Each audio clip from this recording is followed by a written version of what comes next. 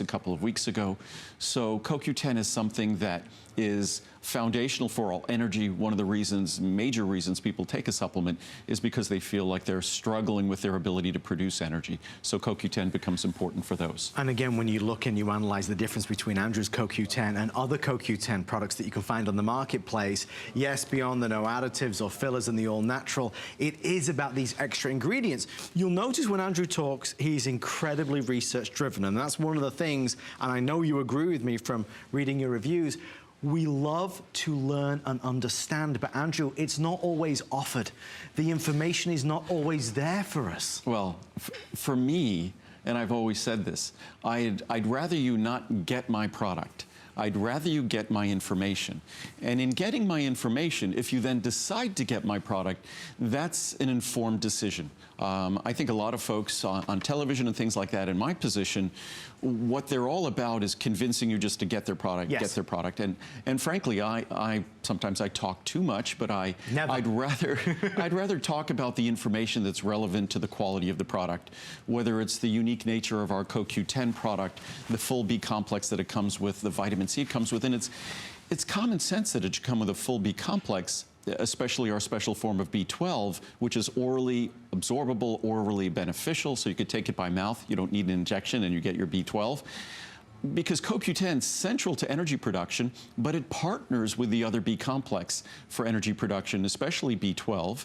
So if CoQ10 is necessary for all energy production, as are all those B vitamins and B12, why would you ever contemplate taking CoQ10 without them, knowing that they also tend to be deficient and insufficient?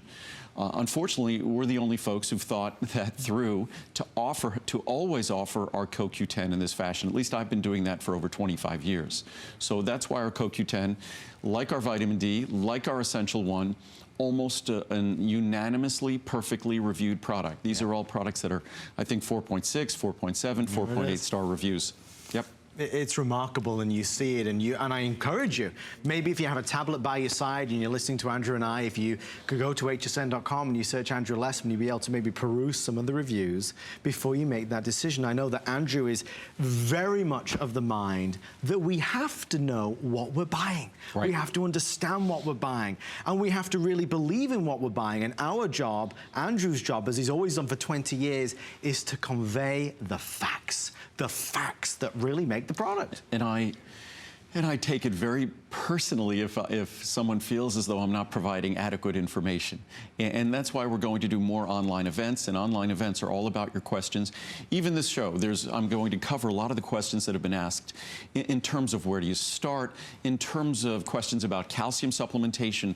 There's some concerns about calcium supplementation and an increased risk potentially of heart disease. As statistically small as that might be, we'll talk about that in a moment.